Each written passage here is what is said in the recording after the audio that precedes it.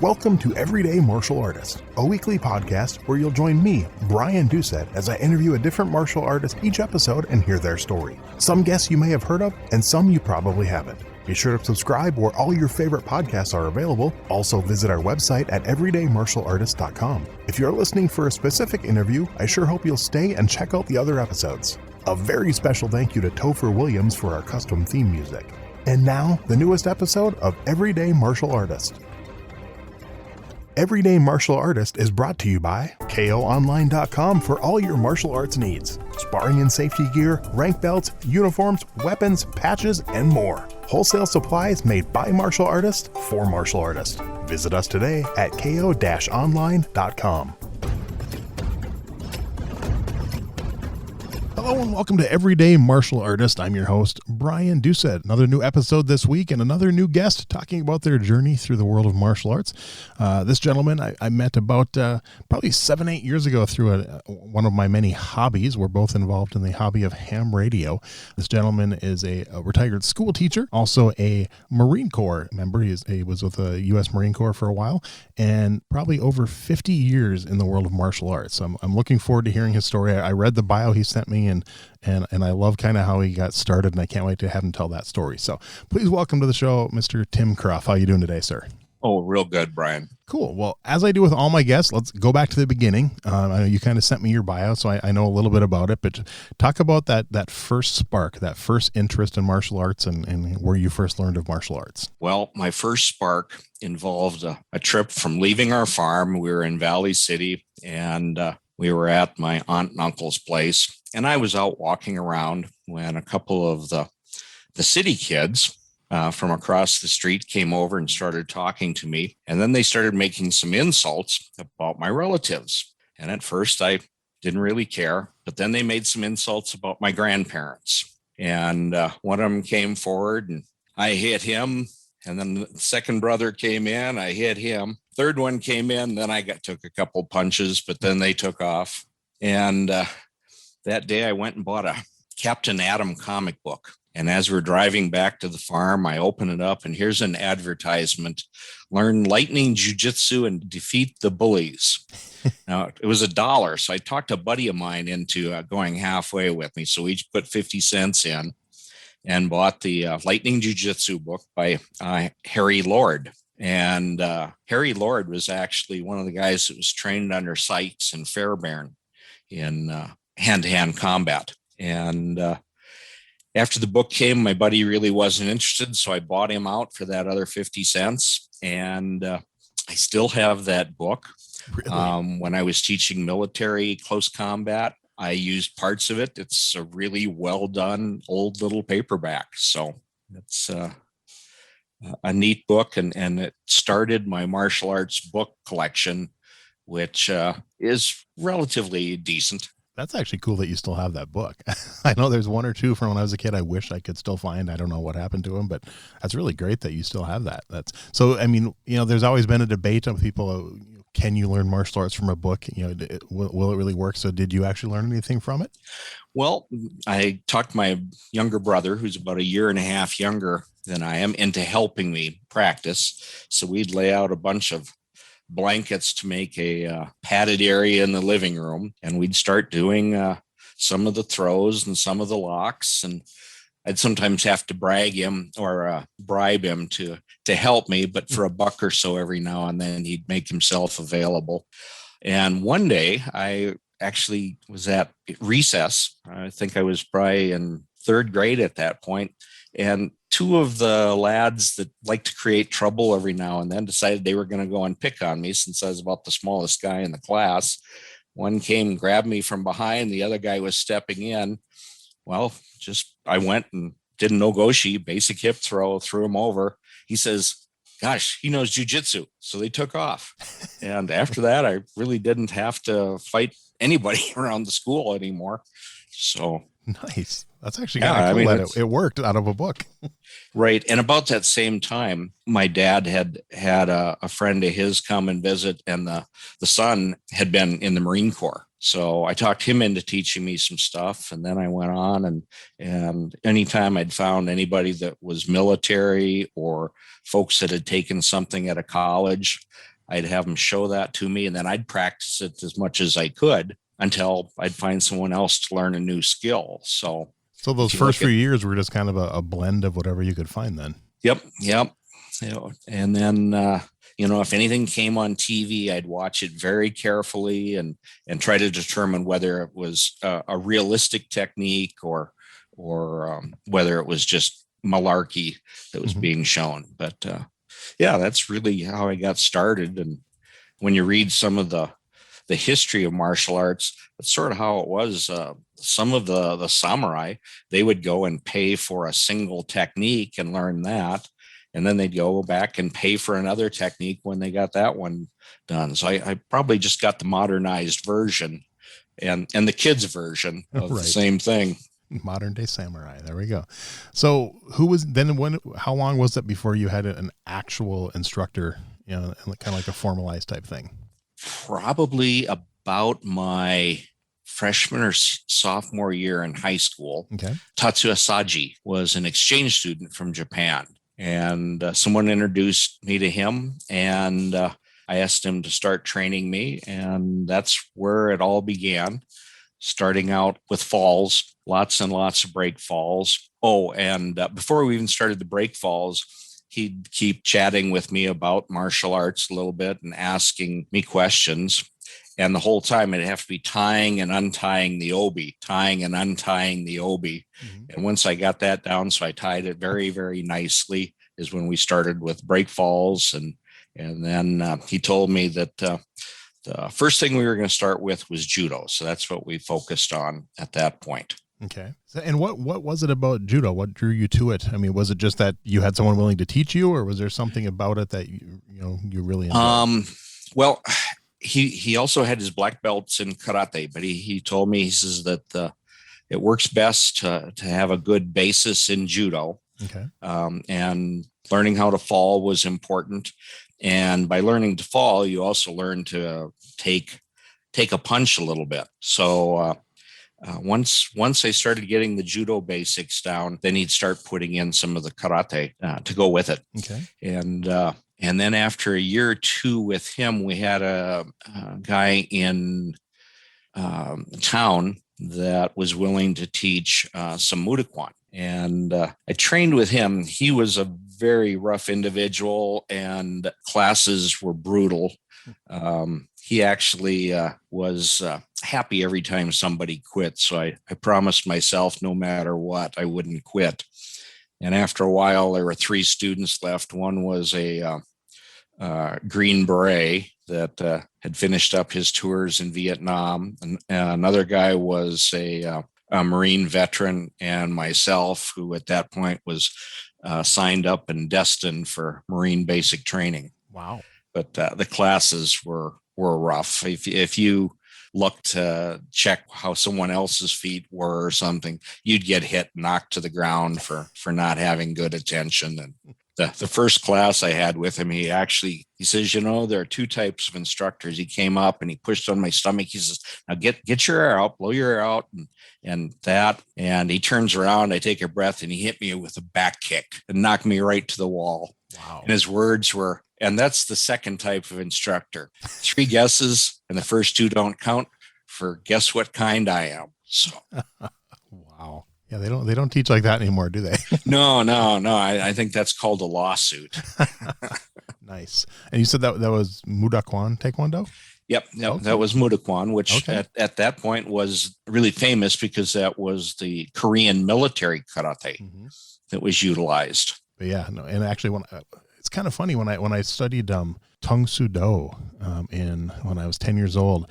I'm almost positive, I'd have to go back and ask my instructor, but I could have sworn that was actually Mudokwan Tung Soo Do also. Right. Yep. So, it was, it kind of split off, and that's really where Chuck Norris had started in Mudokwan, and then it became the Tung Soo Do. And then everything's blended when the Taekwondo became so popular, and they did away with the old Kwans. I think there were 7 or 8 traditionally. Yep. I believe that were in there. 8, yeah. Okay. So how long did you train with this gentleman? For about a little over a year. Okay. And the one thing I'll say, I wasn't afraid to fight after training with a guy like that. Sparring was very hardcore. You didn't deliver full blows at any point, but you got hit or kicked when we were training. Okay. So. And then it says in your bio that you sent me that he moved away, then you found another school you had to drive a little distance for. Yeah, he'd stopped training, and Saji wasn't available for a while. So there was a Shotokan group over in Jamestown, and they're still going. They were Japan Karate Association, and it was the names just slipped by at this point. But the Jamestown Karate Club to this day has some of the best karate that I've ever seen anywhere. Really? It's Gary Sherbensky, okay, who was the original guy that would go and train in Minneapolis, and then Dean Jensen. And Dean's doing most of the teaching these days. Dean has, I would say, flawless karate. His knowledge is outstanding. He trained under Nakayama and Nishiyama before they'd passed away, had exams from them. So Jamestown, North Dakota, yet if someone wants good karate, they can go over there and train with those guys. And it's absolutely top-notch Shotokan karate. Very cool. And then, so how long did you travel to Jamestown to train with them? That was just for 3 or 4 months, I think, because I was getting ready to graduate, and because I left for boot camp 6 days after graduation. Okay. So, and where did you go to boot camp? San Diego, California. Nice. So I'm assuming you got into martial arts fairly quickly once you got there? Yeah, I enjoyed the close combat training we did in basic. And then my first duty station was 29 Palms, California. So there right away, I joined the judo club and started training. And then we'd go and enter some of the judo tournaments in Southern California. And so there again, and after a while, there was some karate being taught. The main instructor I worked with there again was Mutakwan. Okay. So I worked with him and trained, and then we'd have various other black belts and other styles would come in and teach classes here and there. So actually one night might be working Goju-Ryu, the next night might have been Shorin-Ryu or Shito-Ryu, and it was really interesting. But the base again was Mutakwan at that point. I just love that they were blending in so much, because I know when I first got into martial arts, there was a lot, not a lot, I guess, but some of the instructors I had that didn't like you training in other styles, but yet a lot of the people I've interviewed and stuff that started training back then in the 60s and 70s, it was encouraged upon. So I don't know right. where that disconnect happened, where some people are like, you can only train at my school. I literally had an instructor in town forbid me to train at another school. I'm like, well, you can't really stop me. But yeah, it was really wonderful. Although at one point when we were training, there was a kung fu class on the other side of the base gym that was training,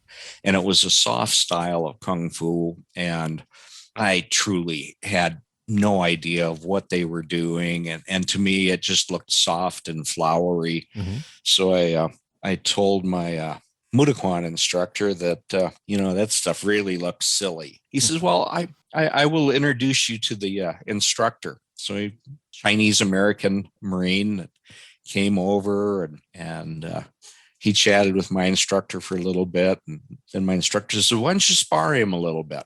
And I thought, this will be just fine. I think I was a brown belt at that point. And within about 15 seconds, I pretty much knew that I was mincemeat against this guy. I'd make a move. He'd hit me about 5 different times. And he was just amazing. It's just that between soft style and hard style, both can be very powerful. It's just that they look so different. Right. So I determined that maybe I should study more before I open my mouth. Probably a good idea. So then how long were you at 29 Palms, and how long did you do training there? Let's see. I was there for almost a little over a year and a half. Okay. Right? And I had requested orders to Japan, and the Marine Corps came through, and I got to go to Southern Japan, Iwakuni. Okay. So really quick, while you were still at 20, at what point did you start getting rank in any of your styles? Let's see. I guess while I was at 29 Palms and I'd been training with the karate, they actually put a promotion board together. Okay. And for 4 nights, the testing went on for about 2 hours each night. And after 4 nights of that, or about 8 hours of testing, all the black belts that had been working together got together and promoted me to black belt. And then I contacted Saji Sensei to see if he approved, and he did. So that was where I made Shodan in karate, and I was a Sankyu, or the first brown level, in judo. Okay. At that point, when I got my orders for Japan. And then really quick, you definitely got to talk about this, because I have your bio in front of me and just glancing through it again. Talk a little bit about meeting Master Bong Su-han, because that's pretty awesome. Oh, yeah. At one of the tournaments, one of the guys that was on the judo team with me had met Master Han before. And he says, this is the guy from the Billy Jack movies. I said, wow, that was amazing. I love that movie. I must have seen it 6 different times. Nice. Anyway, he introduced me to Master Han. And since we were Marines, he said, well, please stop by my dojang. And at that time, he had 2. He had one, his main one was in Santa Monica, and the other one was in Culver City, just down the street from Martial Arts Supply, which was the only place you could find things for a long time. Okay. And I went there by myself on a Saturday morning and watched a class that he was teaching. And when between classes, I asked him if I could train there. And it'd only be on occasional Saturdays, because it's 4 hours away from 29 Palms to get into Culver City. And he said, well, this is maybe. And he says, what are you willing to pay? And at that time, I think he was a 7th degree black belt. And I said, well, I could probably, if I needed to, I could pay you $15 to $20 an hour, since it was only going to be occasionally in that. And he goes and he shakes his head. No, he says, that won't do. He says, you pay $5 and train all day. And at that point, I'd been told he had a waiting list at both of his dojangs because of the Billy Jack movies and everything. So I would drive to Culver City and went through about 2 or 3 classes in the morning and early afternoon. And in between classes, he would work with me individually on stuff. He was just the nicest individual and had the fastest kicks I ever saw. Oh my goodness. He was so good and had unbelievable control. He went and stuck his legs straight up at one point and did a pivot that I swear must have taken him almost a minute to do. It was machine perfect. Wow. And then I would see him just brutalize a heavy bag with a spinning heel kick. I just had never seen power like he had in those kicks. That's cool. That's amazing that you got to train with him. How many times do you think you got to train with him? How many? I probably about 4, I think, that go in there. And 4 more than a lot of other people got to, though. So that's pretty awesome. Yeah. I ended up being on duty for several months, where Saturdays turned out to be work days for me, and I just couldn't make it. And then my orders came for Japan. So off to Japan I went. So then what happened once you got to Japan? Well, at Japan, the first thing I did was join the judo club, and we had the senior instructor was Nakano Sensei, who was a 7th Dan. And then his assistant was Fuji Sensei, who was a Godan, fifth degree. And we're training for a little bit. And Nakano Sensei came up and he said that if I would like to, I was invited to come and also train at his dojo over in Kintai, close to the Kintai Bridge, one of the most famous tourist spots in Japan.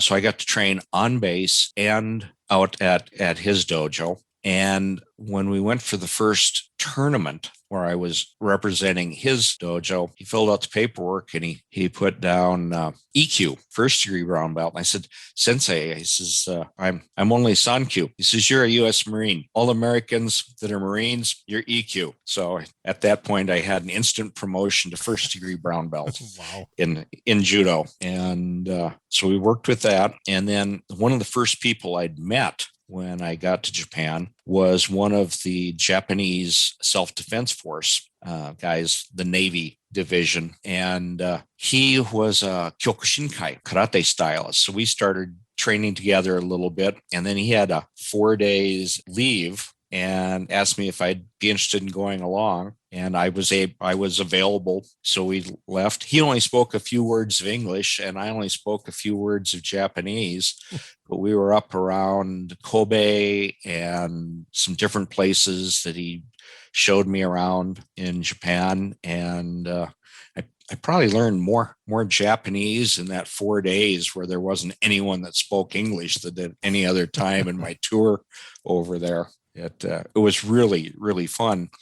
And then for karate, the Japanese self-defense guys also, they'd have whoever was senior in whatever style would lead classes. And I got invited to go and train with them. Those classes were really hardcore training as well. There was always some contact in the sparring or kumite. And was that a specific style or was that multiple styles? At that time, it was pretty much multiple styles. Now, when I look at YouTube and you look up the Japanese self-defense force, it seems that they have one specific style. Okay. And if they had it at that time, no one really presented it there. It was basics and sparring. And again, I know that the original guy that I considered my senpai was Kyokushinkai, and he had trained under Ashihara Sensei, one of Oyama's main students. Oh, wow. Okay. And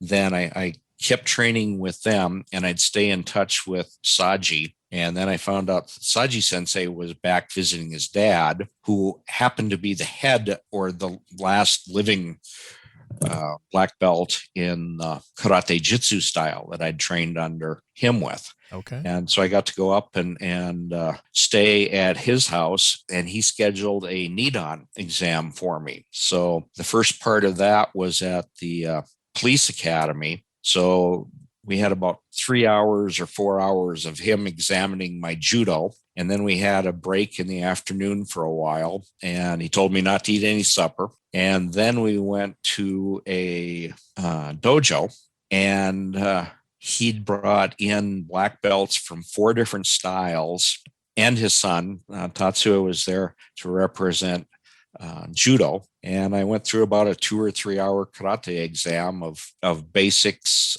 terminology, just a little bit of kata, and then sparring. And I was sparring against a couple of guys that were already second degree black belts. And a real advantage I had is that training with the Korean styles, I could throw a roundhouse kick off the front leg, which you just didn't see that much with the Japanese stylists. Mm-hmm. And I could score pretty much at will with that. So I think that probably really saved me in the sparring.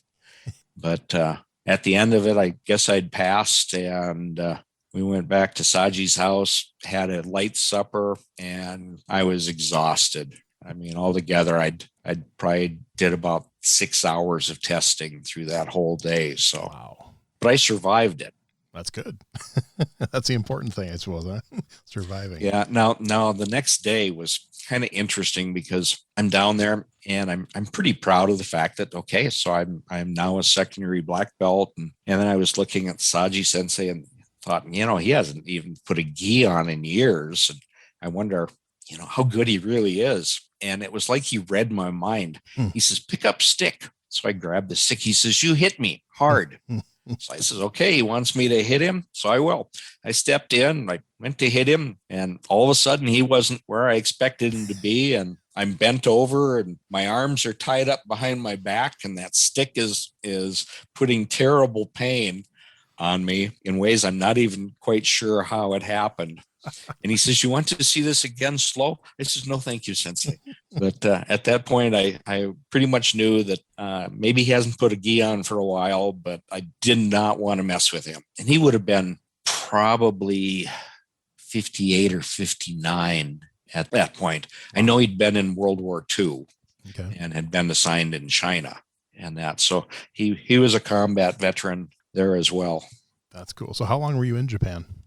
About 13 months. Okay. Sounds like you squeezed a lot of martial arts training into those 13 months. I did. My job field in the Marine Corps for my first enlistment was Marine Postal. So I'm a Marine Postal clerk. So we had pretty much regular hours, unless I was working in the dispatch center, which we built all the pallets that went on the aircraft to haul mail. And then it also meant that I would drive out to the train station. I was the only one of the younger Marines that spoke any Japanese at all. So I'd go out and mail would come back on the train from Yokosuka and some of the other bases.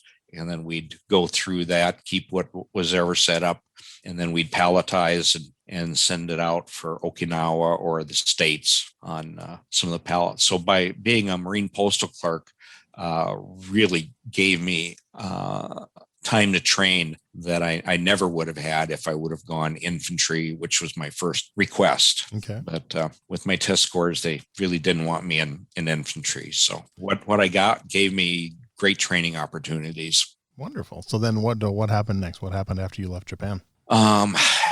There I went back to Camp Pendleton, California, and one of my karate students or guys that I'd trained with on the base, I was teaching some karate for some of the other Marines as well. And he also followed me back, and we were in training in the gym one day, and in walks this tall, lanky guy with a judo gi, and he says, "Can I watch?" And I said, "Certainly." And he's sitting there, and he says, "Wow." He says, "You've got jujitsu and you've got karate that you're doing."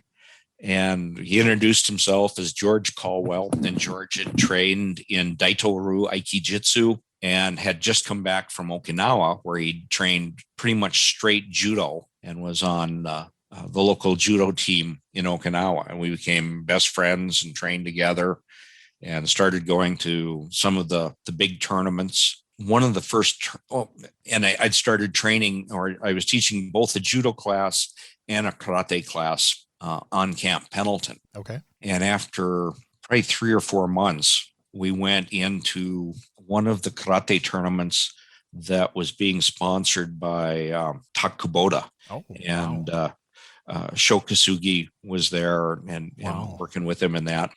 And we actually walked in, and Saji Sensei had taught us a particular way to fold our gis, where it slips over your arm, and the obi, the tied part, is in towards you, but it's a way that you carried your gi, and yet your hands were still available. So we go to this big tournament, and we go to the registration, and the guy at the registration table says, "Well, what group do you represent?" And I just said, "We're a karate club from Camp Pendleton." He said, "Well, who are you registered with?" I said, we're not registered with anybody here." And at this point, Tak Kubota comes up, and he's just listening for a couple minutes. And he looks at my students and how their gis were and mine was. And he goes to the desk guy. He says, "They're okay. Sign them up for what they say." And I think we went in, and my younger folks, we won some trophies for the low ranks. I went and fought and didn't do real good in the sparring that day. But as soon as I was done, I went and started refereeing and corner judging. They'd asked anybody to go and do that.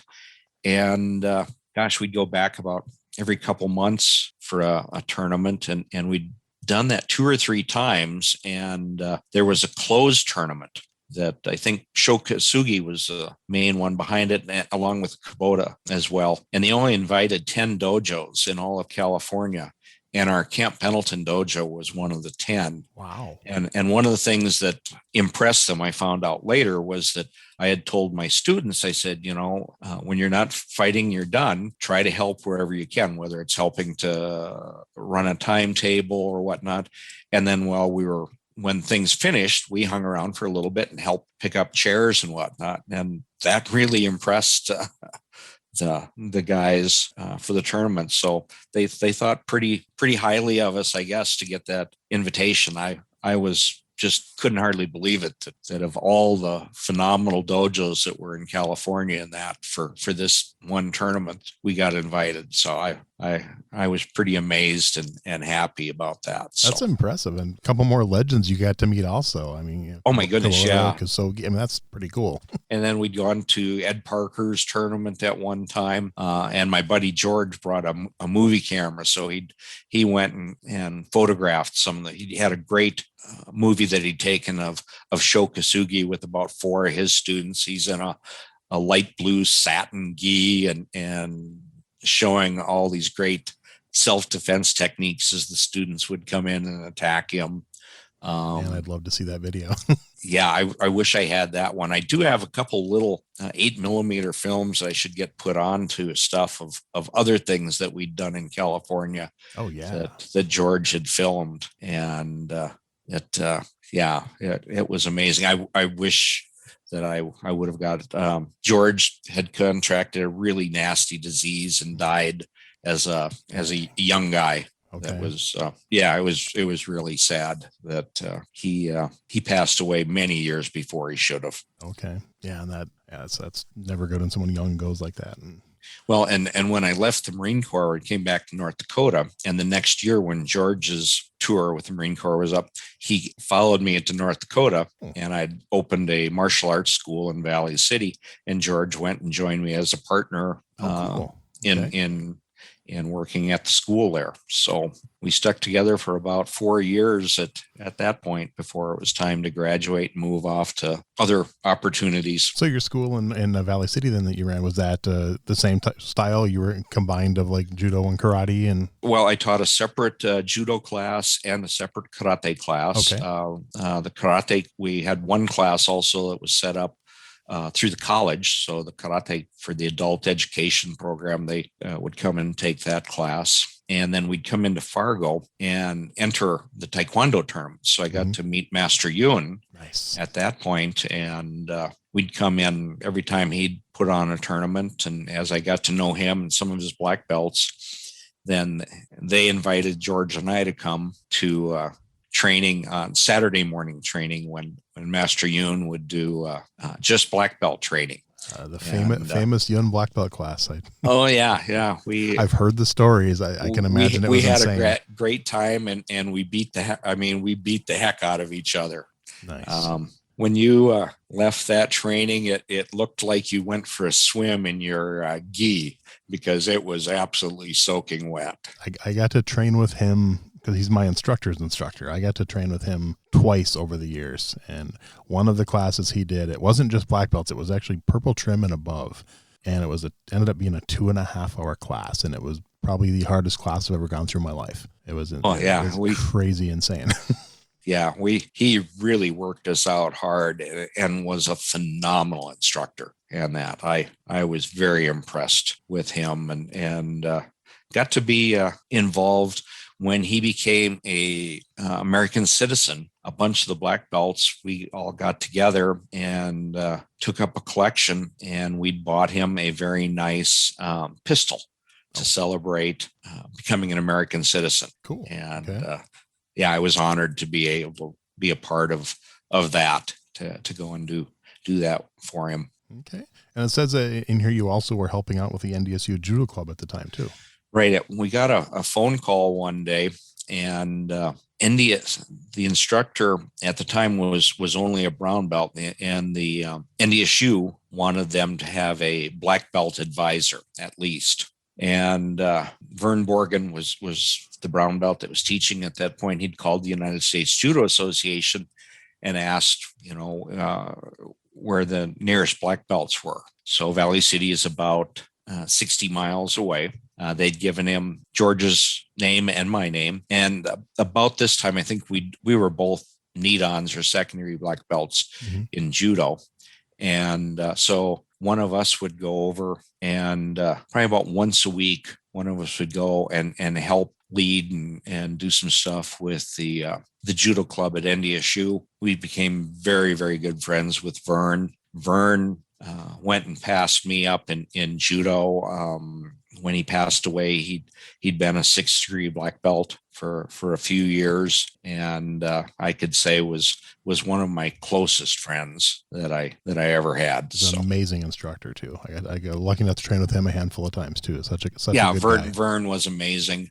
A couple of years ago for their Kongeko, which is the traditional winter training festival for judo, they'd asked Vern to teach a little segment, and they asked me to teach a segment. And I hadn't had a gi on for a while at that point, but Vern went out and he was working on a couple particular throws and teaching, but he had lung cancer. So Vern is teaching his section with a 30-foot hose on his oxygen mask. Wow. So that he could go or the nasal thing that he was wearing. So he was getting oxygen. And for me, after some injuries that I'd gone through and multiple surgeries, I had someone that would have to hold my cane. And I was teaching that day on Kazushi, or off balancing, and showing principles of that. So in between, while I'm kind of showing the direction of what something should go, I'd had one person holding my cane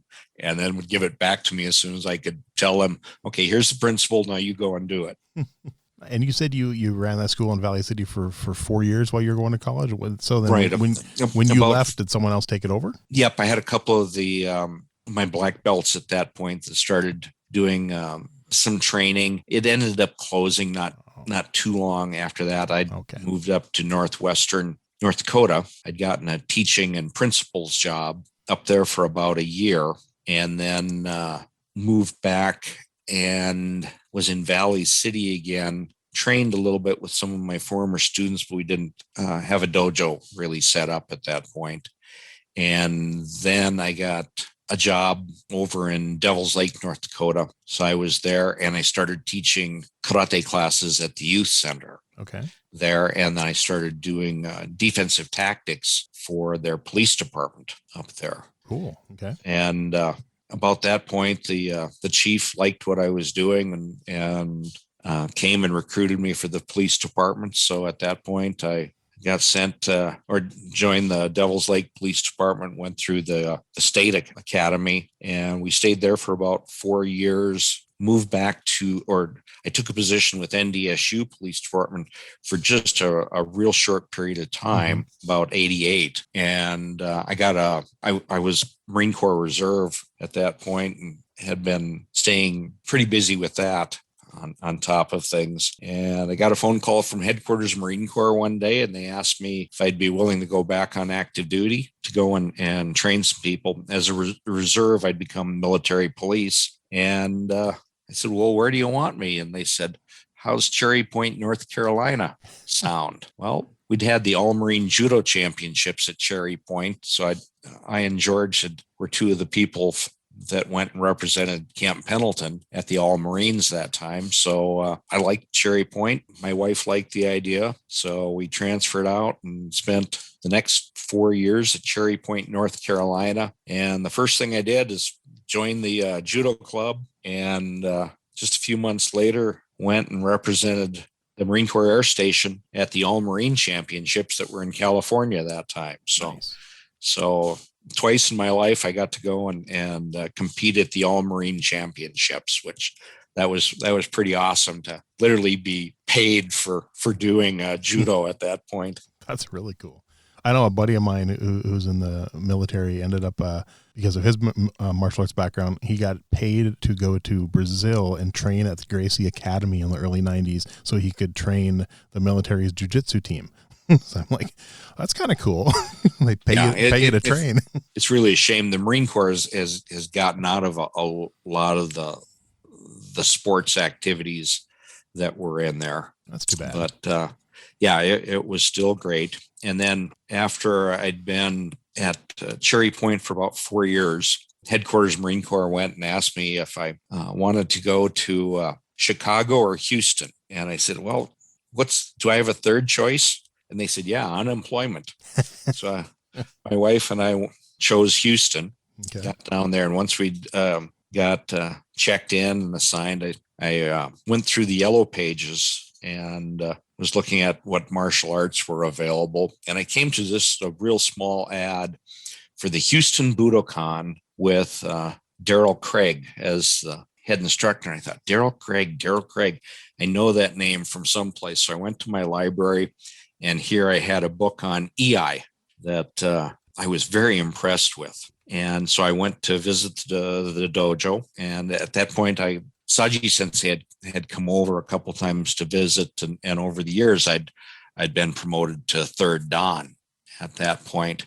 And so I sign it or go and visit, and Craig Sensei says, well, what style? I said, well, it was Hakuryu Karate Jitsu. He says, I never heard of it. I says, well, it's a pretty small style. There aren't many people that do it anymore. And it's not the same as Hakuryu Jiu-Jitsu, which the separation, I'm not sure when it occurred and whatnot, but they're not related. And so Craig Sensei says, well, we're just about to start karate class. You can start with us if you want. And there were several black belts that were in there. And there was one guy that was really big, CJ. And I watched, he had good, strong karate.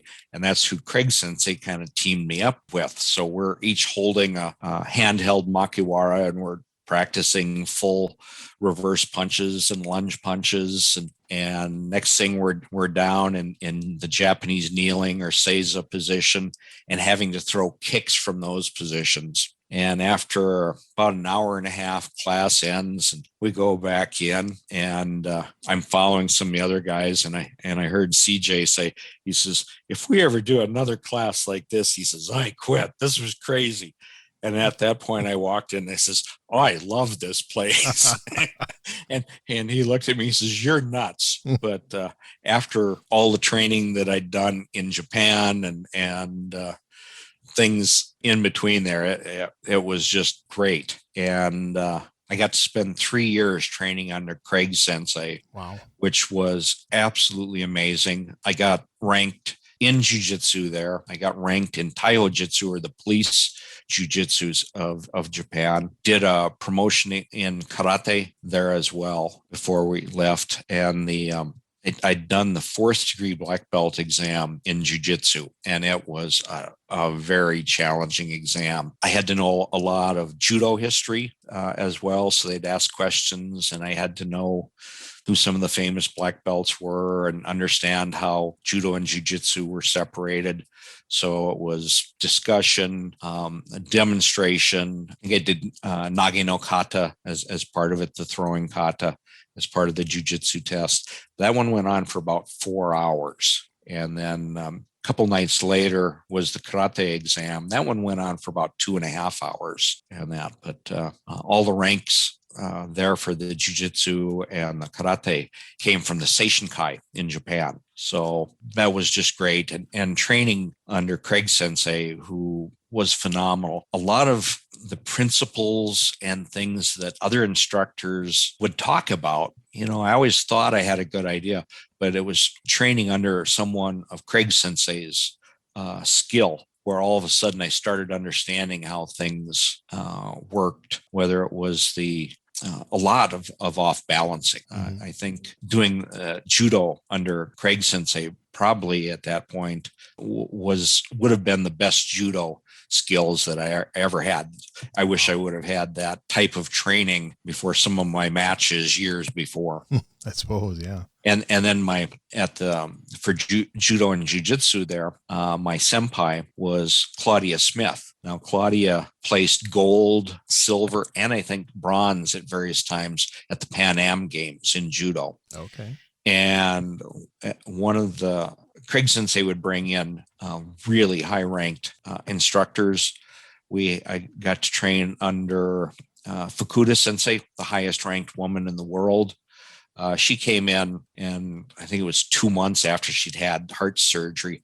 I saw him doing shoulder throws and kataguruma to 180-pound guys. I mean, she only came up to about the middle of your chest for height. Yet her judo was remarkable, probably the greatest kata expert on the planet. And she was the last living student of Kano that had existed. So, and you can find some really good stuff on Fukuda Sensei on YouTube that's out there. Okay. But when she passed away, and they brought over Sengoku, who was the chief instructor of the Tokyo Police Department, and got to do seminars under him.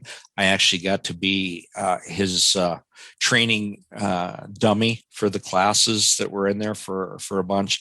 He had won the Japanese police judo title 16 times. And his judo and jujitsu was, or for the police stylist, actually Taiho Jitsu, was remarkable, unbelievable strength and speed from him. That was amazing. And then Craig Sensei had brought some other people in. He'd brought Shioda Sensei from Aikido at one point. I wasn't at the training. So then after Texas, you kind of went full circle. You came back home to North Dakota. Talk a little bit about that. We came back home. My wife's dad had a stroke while we were in Texas. My mom had a stroke. I ended up having an accident and was going to be forced to become a civilian again, much to my disappointment. So we decided we'd come home, and we really wanted our daughter to have a North Dakota education. So we came back, and I started teaching a little bit of martial arts in Valley City, got hired at Morehead State University and taught a personal security class there, and then some judo at that point. And because of medical problems, it got to the point where I was lecturing more and more and having brown belts and black belts actually do a lot of the techniques. And it got to the point where I just couldn't do anything medically anymore. Knew I was facing some pretty serious surgeries. So I turned that over to a couple of my black belts that were out there and handled it. And the course they did really well until at some point Morehead State decided to drop the class. It did turn out that one of the Morehead State University students that I had trained with me for a couple, 3 semesters is now at the University of Iowa, and he replaced Master Park, who had been an instructor at that university for, I'm guessing, 40 years at least. And the student went on. He is now the martial arts instructor at Iowa State University. So wow, I thought that was pretty neat. That's really cool, actually. And then, so just kind of take us through then what when you had to stop teaching. I know you kind of mentioned in here what ranks did you end up at by the time you had to stop your training? When everything was done, I had a 5th degree black belt in karate, and that came from the Seishinkai.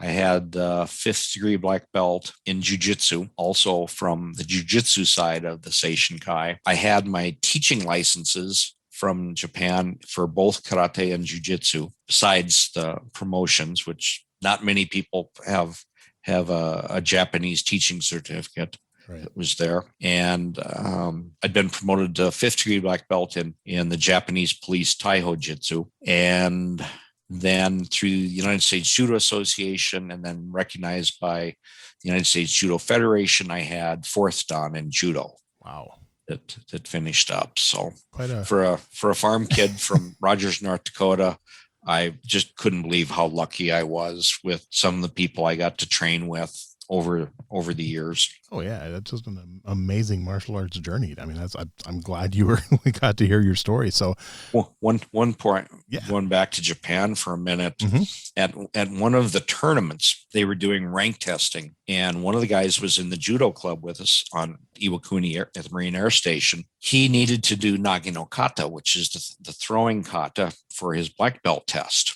And he asked if I would be Izuke, the guy that takes the falls. So I said I would. And we had Nakano Sensei that helped us. We had Fuji Sensei that had helped. And we went through, and the judo katas have to be very precise, the angle that you throw at and everything. So we've gotten to the tournament. They got the tournament done. They're starting testing, and it comes time for the kata.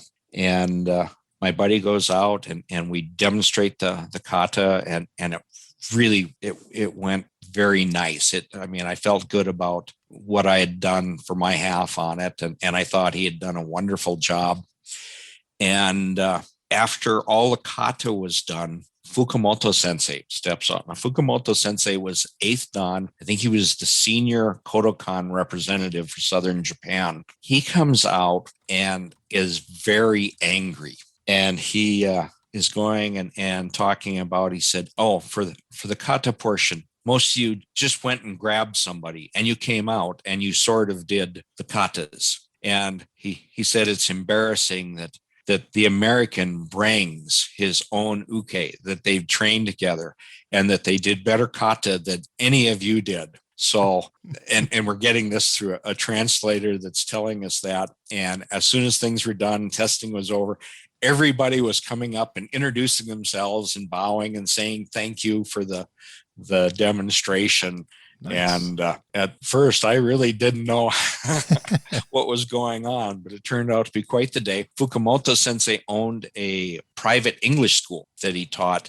And he said he would pay my train fare if I would come to his home a couple of evenings a week and teach conversational English. Oh, wow. And so he'd pay me what the train fare was, which was like 300 yen at that time or something.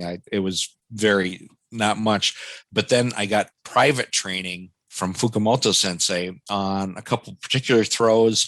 And his specialty was on shimewaza, the chokes and strangles. So I don't know how many times he basically went and sort of choked me out a lot, but it was pretty neat getting the extra training from an 8th Dan on those skills, and those come in rather handy when I was still competing and that. So that's really cool. That's a great story. So just a few questions to wrap things up.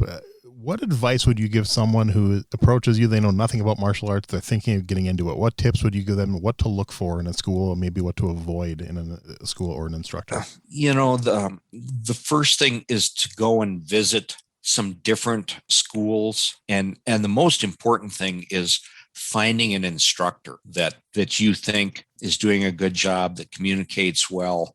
That's more important than the style is. Right. For younger people, I think judo is the best martial arts for kids. They learn to fall. That's going to help them through life, whether it's accidents or slipping on the ice, car accidents, different things.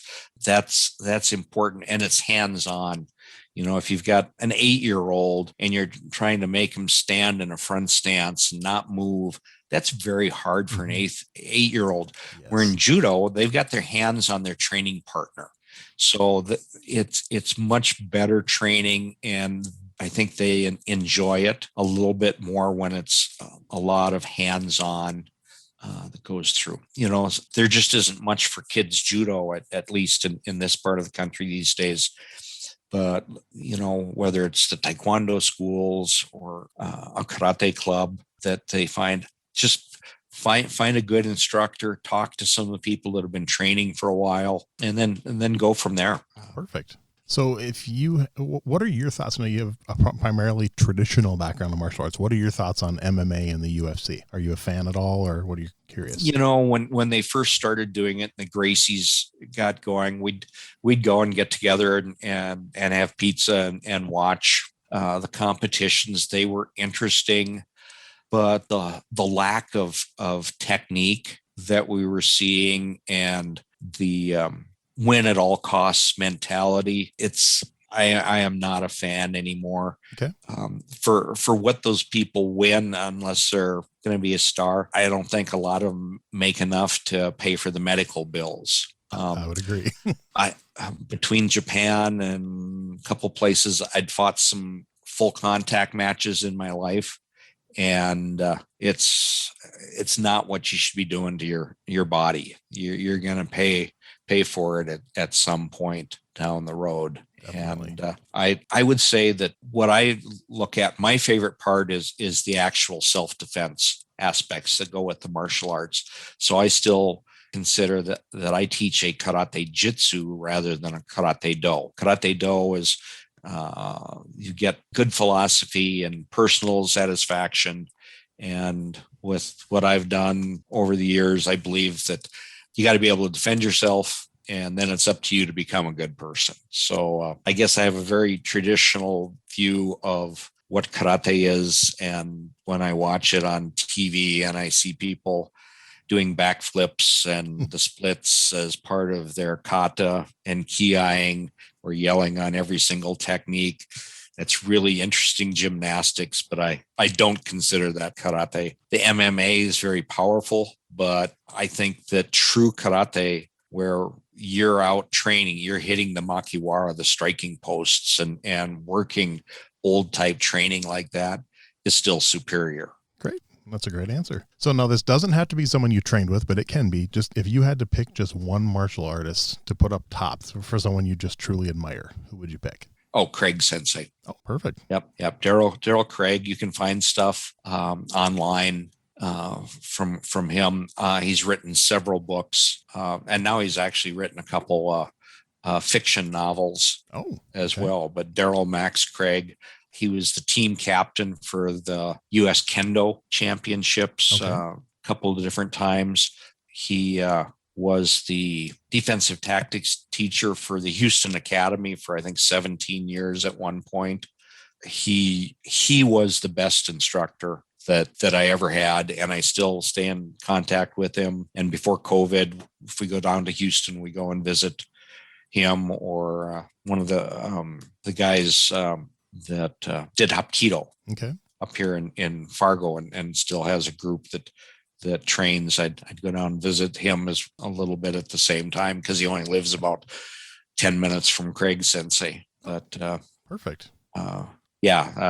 Daryl Craig, his books are very well done, especially for the people that do Kenjutsu or Kendo. His books are excellent. The Iaido book that he did, he's done a couple different jiu-jitsu books that have some very humorous stories. Craig Sensei also has got to be one of the finest storytellers. That when we would finish training and sit around the dojo, and he would talk about people that he'd trained with and different stories and whatnot. It was great. The guys from the Japanese consulate in Houston would come and train at the Houston Budokan for primarily kendo and then some judo is where we'd usually see them. And then Craig Sensei would take groups to Japan, and with contacts that he had and who his instructors were, they actually got to go and train at the Imperial Dojo when they would go and train in Japan. So he was a very well-connected martial artist and respected in Japan as well. So wonderful. I couldn't afford those trips at that point in my life, but it would have been amazing to go with the places that they went and the dojos that they had access to. So I will be looking up some of his books for sure. So if you had to pick one philosophy you've learned in all your years of martial arts that really stands out. Oh my goodness. From Jigoro Kano, the guy that invented judo, maximum efficiency, minimum effort. Nice. I think I've actually heard that one a couple times now from some of my guests. That's a great, I love that quote. It is the basis of true martial arts that's in there. One of the things that used to just drive me crazy, especially in Japan, I was a Marine corporal there. I had a black belt in karate. I had a brown belt in judo, and I knew I was stronger than some of the guys I was competing against in judo and in training. And I thought I was stronger as well. And yet I'd be out there and be doing the randori or the informal matches with some of these guys who were 50, 60, 70 years old. And they would kick my butt with no effort at all. And I kept at that point looking at what their hands were doing. And as years went by, and after training with Craig Sensei, he says the real technique is the footwork. So watch the footwork, because everything else is just gravy. And the true efficiency that these people had learned, the technique had become so strong that their effort was minimal. But it took me a long time to be able to understand that what's happening down low and what the legs are doing, and how that generates power in both karate or judo techniques. It's the footwork that is the secret in martial arts. Perfect. So I know you have a library. You're probably one of the few that has more martial arts books than I do. So I'm kind of curious on your answer, but your favorite martial arts book? Oh my goodness. My favorite martial arts book. I've got to roll over here a little bit. And a lot of people, every time I ask them this, their answer changes. So I'm not going to hold you to it, but whatever your decision is today is fine. I think that the Kodokan Judo book by Jigoro Kano is probably my favorite book if I could only have one. Okay. Close to it would be I have a copy of This is Karate by Oyama that I'd gotten as a gift when I was about 17. I understand that one's quite valuable. Yeah, that one's I've tried finding that one. So I really enjoy that one on the karate side. It sort of depends on what you want to focus on. Right. The Canon of Judo by Kuzio Mifune, who's probably the greatest judo man of all time. Yep. His book is well done, and it's been republished. The original copies, I know one of my buddies had bought one in the 70s, and he paid over $300 for it then to get a copy. So yeah, those are some of the main ones. And just out of, I think back, wait a second, I'm going to go and change my mind. My Lightning Jiu-Jitsu by Harry Lord is probably my favorite book. And that one that's in there. And between things that I did in the Marine Corps and defensive tactics that I use for law enforcement classes, that was one of the bases for picking some of the techniques that I thought were appropriate in those cases. That's great. All right. 2 more questions, 2 more quick ones. Favorite martial arts TV show and favorite martial arts movie? Okay. Favorite martial arts TV show. That would have been Kung Fu back in the 70s. Yep. And the favorite martial arts movie would have been, it's a tough one between Street Fighter with Sonny Chiba, who just passed away a couple days ago, or the Billy Jack movies. Okay. Billy Jack. And then if you look at the Billy Jack movie in slow motion, you see Master Han doing most of the really big techniques that are in there. And then the Trial of Billy Jack, where Master Han plays a bigger part and helps, that's in there. And also with that one, they had a section where Billy Jack meets Master Han in the movie at the school that his girlfriend taught at. And for part of the demonstration, Master Han's assistant, real name was Mike Shigazane, I believe, and he's holding an apple. And Tom Laughlin does a spinning heel kick and hits the apple and breaks it. And I don't know whether it was Laughlin that actually did that or if that's one of the places where Master Han got dubbed in. I've never looked at that one under slow motion, but I'd gotten to train with Mike Shigazane. And oh my goodness, he had done 6 years of Shotokan before he'd gone, or several years of Shotokan. And then I think he'd been training with Master Han for about 6 years.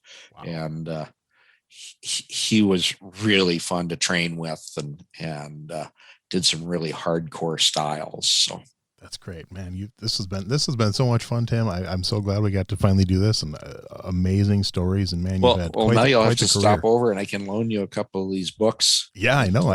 The one by Oyama, I might have to come and sit on your couch and read it. So you're probably not going to want to loan that one out. Yeah, and then I've got the Who's Who in the Martial Arts in the 1970s. Perfect.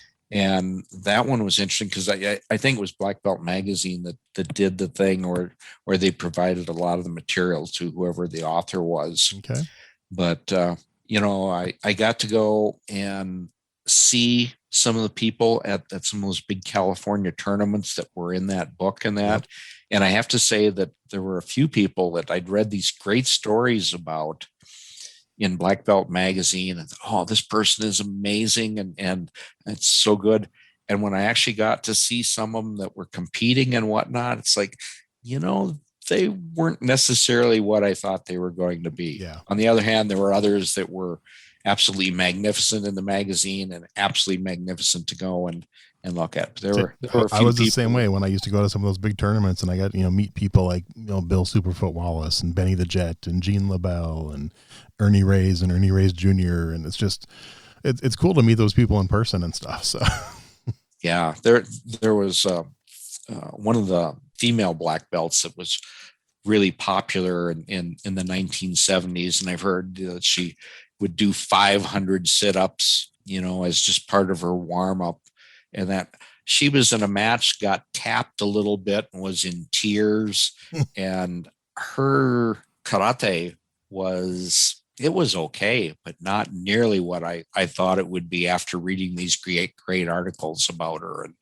and that. So that's kind of funny. So cool. Well, I will definitely be in touch, and when this episode's ready to air, I will send you links, and I think it's going to be a fun one to edit, but I truly appreciate your time, and I will definitely swing over and probably borrow some books, because I need to get back into reading more. I used to read a book a week, and I need to try to get back into that habit. Yeah, the biography of Kano is a really good book to read, and Karate Do by Funakoshi. Ooh, okay. Karate Do: My Way of Life is a really good book. I used to have a paperback copy of that one, and I'm guessing I lent it to someone and never got it back. So, one of the books I used to always tell students to read was Moving Zen by C.W. Nicole. Okay. And that is a great book. It talks about this guy going to Japan and studying, and he got to train with remarkable people doing both Shotokan and some judo. That's a great book. Angry White Pajamas is a good book about a guy that goes and decides to train with the Yoshikan Aikido. Okay. And it was basically it's a 1-year academy that Yoshikan is one of the styles that a lot of the Japanese police go and utilize. That's in there, and that's a really great book too. Cool. I have many on my list now that I want to check out for sure. So cool. Oh, and if you get Craig Sensei's book on jiu-jitsu, be prepared to laugh a whole bunch at some of the stories that he's got in there. Okay. Once again, thanks for your time. I appreciate it, and I will let you know when the episode's getting ready to air. Thanks for listening to Everyday Martial Artist. We hope you will join us every week for a brand new episode with a different martial artist telling their story. If you enjoy the show, be sure to leave us a review. Also, be sure to check out our website at everydaymartialartist.com. There you can find all of our episodes and contact us to suggest guests and ask questions. Again, thanks for listening to Everyday Martial Artist, and we'll see you next week.